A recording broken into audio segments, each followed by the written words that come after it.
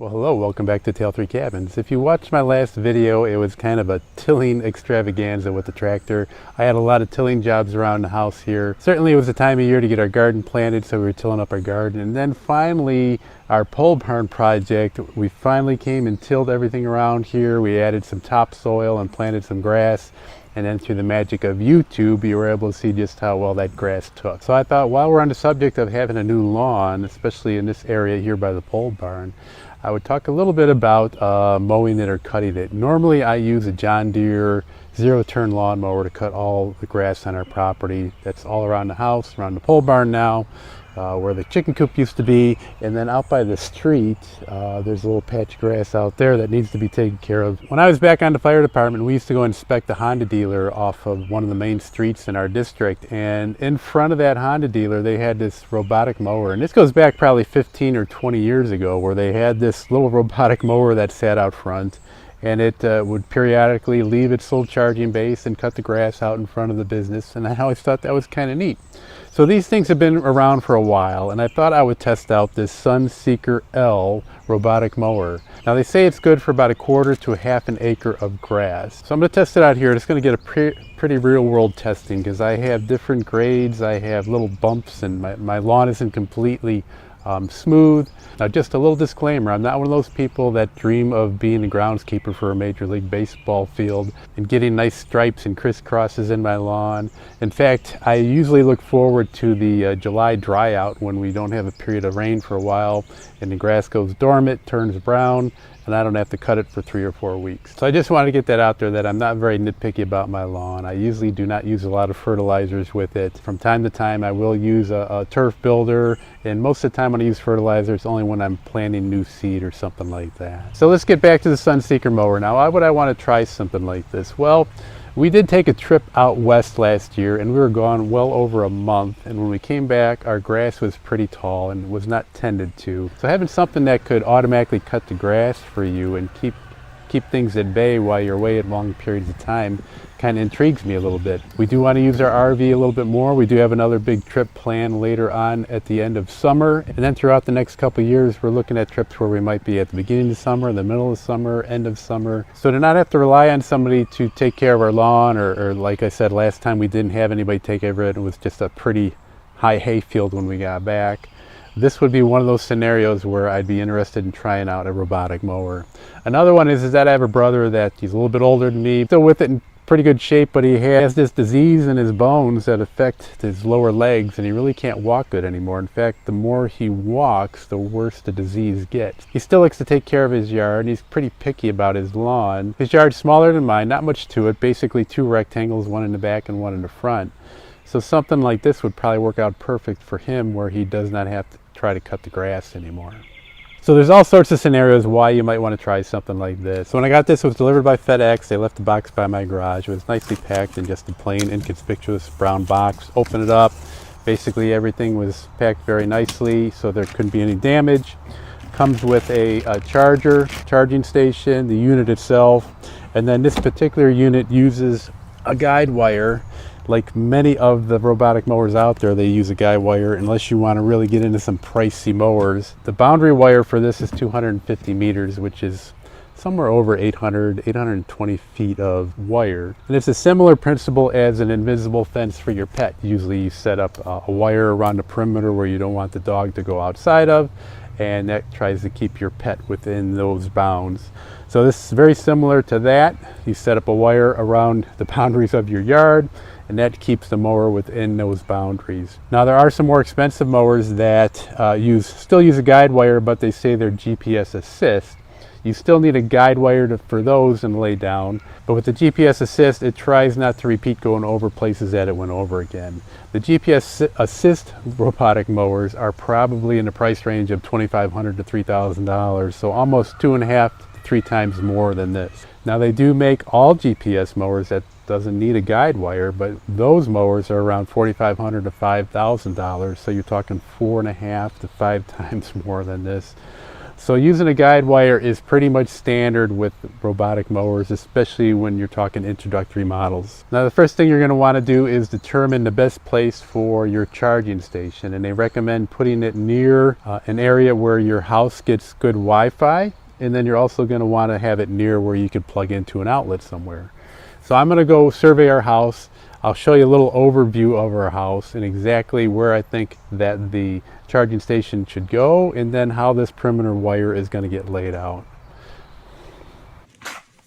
As soon as you open up the packaging, you'll notice on this strip of cardboard here is a template which will help guide you in the installation of the guide wire.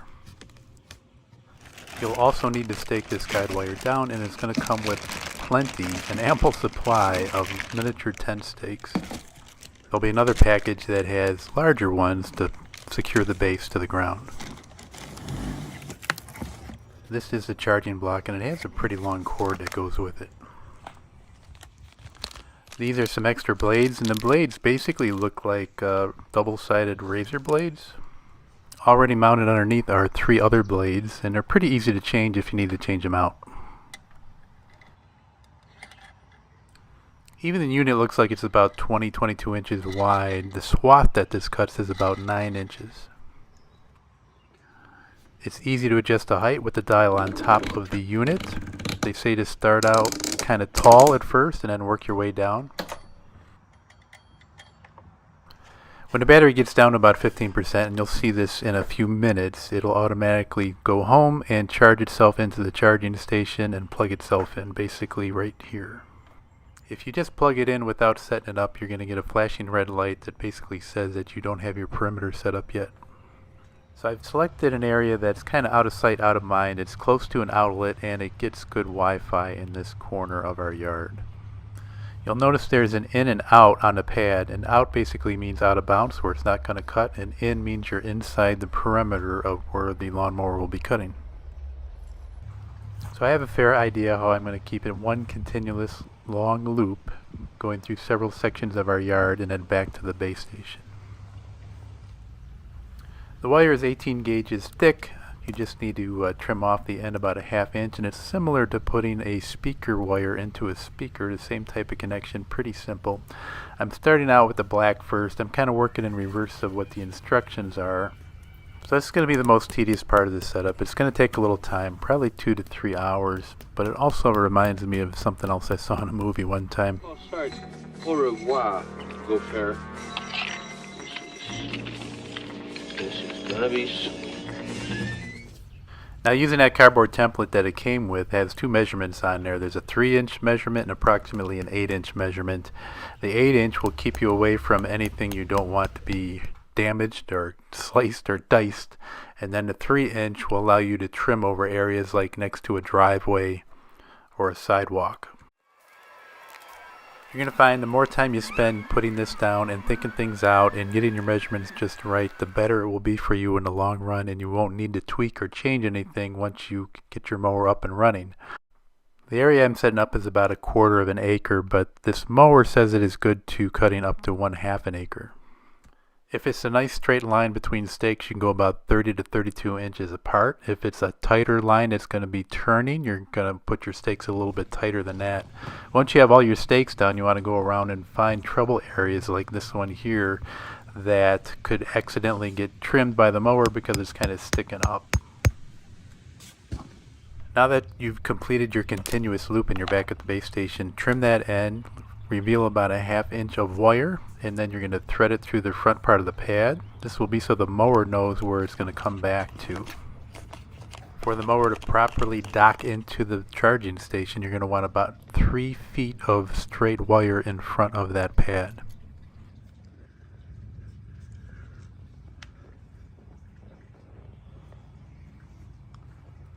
Yep. Keep going. Is that good? Keep going. Oh,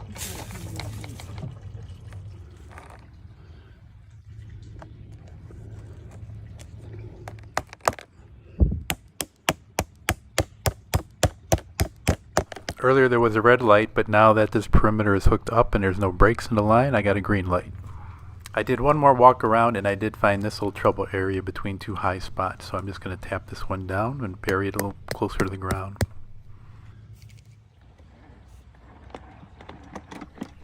Okay, so the mower is in its charging station. Now from here you can control it with the buttons on top. If you try to do that, there is a pin code that you can set so nobody can disrupt it or try to use it without your knowledge. Or you can control it with an app that easily hooks up to your home Wi-Fi. It was pretty easy to set up. I had no issues with that. And you can pretty much control it from anywhere. You can see the charge status and then you have your controls towards the bottom there. And I'm going to hit the work button just to get it started and we'll just test it out. There are three ways that this will sense how it stays within the boundaries of your yard. One is the guide wire that it uses. Another is that it basically has sensors almost like a vehicle when you're backing up to something and it's telling you it's too close to an object. This can sense that also. And then a third would be if it sensed something hitting the bumper itself physically. It would just immediately stop and then redirect itself. You will notice immediately that it is very quiet. The blades are spinning right now, but you don't hear them. You might hear them if it's going some pretty thick, heavy grass, but other than that, it's almost silent. I opened up the app and I hit the home button, and what it'll do is it will go until it hits the guide wire and then start working its way back. If you're lucky and you hit the home button, it'll be close to home base and won't have to travel the whole perimeter of your yard, but sometimes it may be towards the beginning and have to do a big loop right around your perimeter area.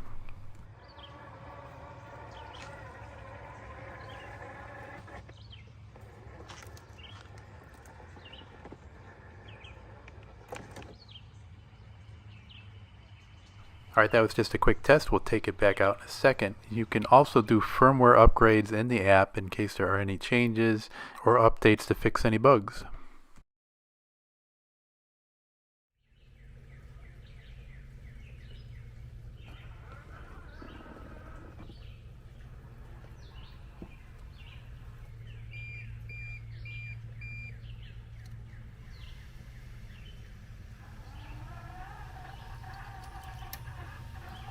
You don't have to use the app to start and stop it. You can set a schedule that it will start automatically.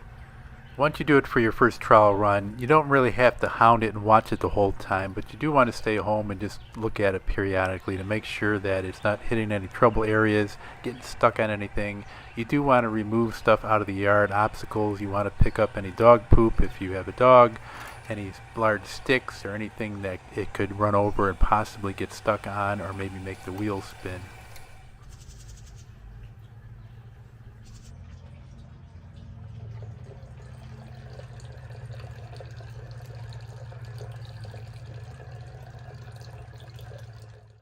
We found that it was hitting obstacles and recorrecting itself, but we did find a few things we needed to tweak at the beginning here. One is we had an area of tall grass and it believed that it was an obstacle rather than grass. So we ended up turning off the sonar on it until we did our first cut and made the grass all level everywhere.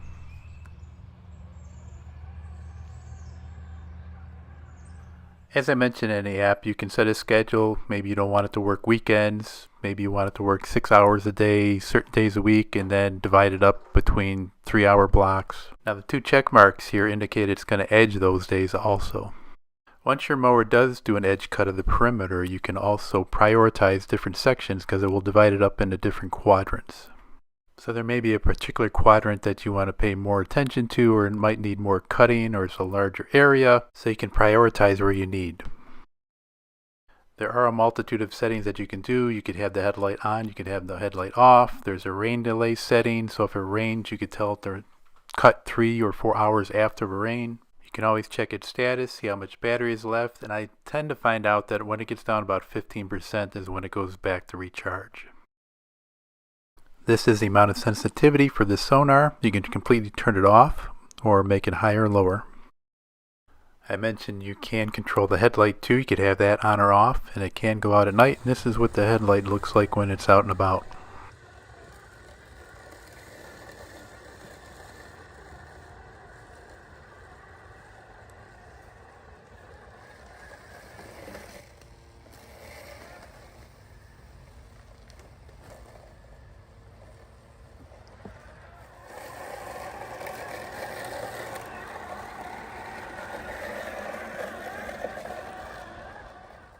Here the battery has gone below 15% and it indicates that it is returning to home. Our landscape bricks were flush on the ground and we moved them to make a higher obstacle so the mower will avoid it. Here's what happened before we moved them. It got hung up on the block and I hit the little red button on top to shut the blades off before I picked it up and moved it back into the yard. Cutting tall grass. This will cut through some tall grass. I don't think I would make it a habit though, but it is capable of getting through some pretty thick stuff. And here, this is a fresh area of our lawn where we planted new seed not that long ago, and the grass is pretty thick over here.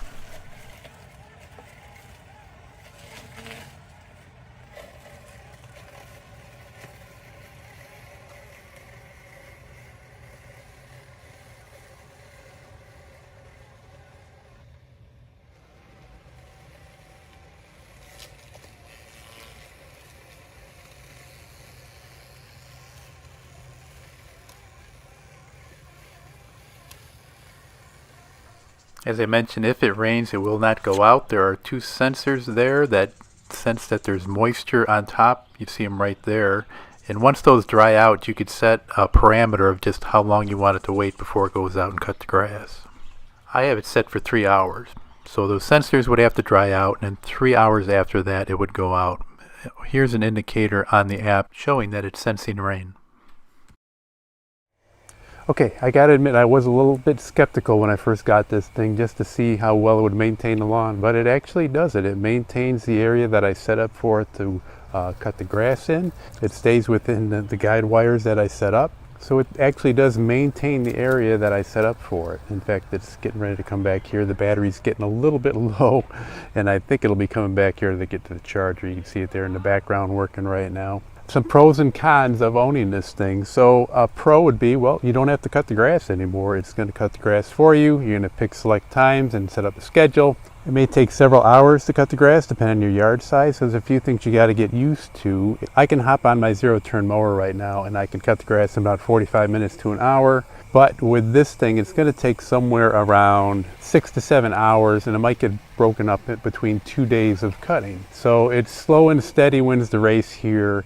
You have to get used to that concept that it's not going to cut as quickly as a regular mower is going to cut. Now a con would probably be the setup. It does take a little while to set this thing up, and it is a little bit tedious. You're going to be on your knees a lot, and depending on the size of your yard, it's going to take you a good 2 to 3 hours, especially if you plan on using all 850 some odd feet of that guide wire. But once you do have it set up, then you're good to go, and you don't have to do that anymore. And that's basically the parameters of your yard. So another pro would be no maintenance. There's no oil to change, there's no filters to change, no air filter, no belts to break, no fuel to put into it. The only thing you're going to have to do is change the blades occasionally. From what I've read, some of the other folks that have mowers of this type is that they change the blades about once a season. Now that's probably going to depend on the size of your yard, how thick your grass is, and other variables, if it runs into something, hits stones, stuff like that. But it does come with a couple spare blades, and you can buy a 30 pack of blades for about 15 bucks. They're not that difficult to change. You just need a screwdriver, and you're pretty much good to go. Most of the blade packs also come with extra screws just in case. Another con would be if you want to pretend that you are a Major League Baseball groundskeeper and you like putting stripes and crisscrosses in your yard. That's really not going to happen with this. There's not going to be a semblance of any patterns that go down. Basically, the less obstacles you have and the more rectangular your yard, it may put in pretty decent amount of stripes in a certain direction, but for the most part it's just going to be hit or miss, and it's just going to be a variety of angles that the mower goes on, especially if it runs into obstacles like trees and other barriers in your yard, because it's going to hit that, make a 45-degree change, and then move on. Another pro would be weighing out the cost. If you have a lawn service or something like that, you might spend $1,000 to $1,500 a year on it, where this could replace the lawn service, at least most of it throughout the year. One thing I think you're going to need to do no matter what, and I need to do this no matter what my mowing needs are, whether I'm using my zero turn or not, is to use a weed whacker. Occasionally, I usually do it every other time I mow. This has been able to hit tighter areas than my zero turn has been able to hit, but there's still going to be areas where I'm going to need to weed whack once in a while. Another pro is that it does not make hardly any noise. I'm sitting here right now and it's cutting grass, and it's barely audible except you hear the motor or the wheels going right now. So that's nice. So you can pretty much cut anytime you want to. If you wanted to start cutting earlier in the morning or later in the evening, it can do that, and it's not going to disturb any neighbors, and you're not going to get any complaint. Also, when you're going to be setting this up and you're putting that guide wire down, like I said, the more time you spend putting that down, the less time in the future you'll have to make any minor adjustments. But if you do have to make a minor adjustment, you can pull up a couple stakes and adjust and tweak here and there just how far the guide wire comes in or close to your edges. So if you don't think it's cut enough during a certain edge, so you can pull up those stakes and move it a couple inches one way or the other. This is another possible con, is if you're someone that likes to dethatch your lawn or aerate it every year, you can still do that, but you're going to want to be careful of where that guide wire is and just be mindful so you don't run it over and break that guide wire. Now if you do break that wire, you can still splice it. You can buy wire splicers pretty cheap. I would keep a couple on hand just in case somebody does something, trips over it, cuts it accidentally, UPS driver, what have you. But you can splice that wire, and you can even add more wire. I think the maximum amount of wire they said is 300 meters. You can add another 50 meters to the 250 meters that it came with. So I have had this for about 10 days now, and I've let it do its thing, and it put it on a schedule. There's certain days in the schedule where I have it do an edge before it starts doing the regular cut. Usually about 2 times a week it does an edge, and I have it cutting around 5 days out of the week. 6 hours on 2 days, and then I think 3 hours on 3 of the other days. So I think this is a good option for a lot of folks out there. It's probably not for everybody. Me, myself, I mean, I still like cutting grass. I still like putting the headphones on, and you know, I have grass out by the street that I have to tend to, which is about 700 feet down the driveway. So I can't totally rely on something like this to cut all of my grass.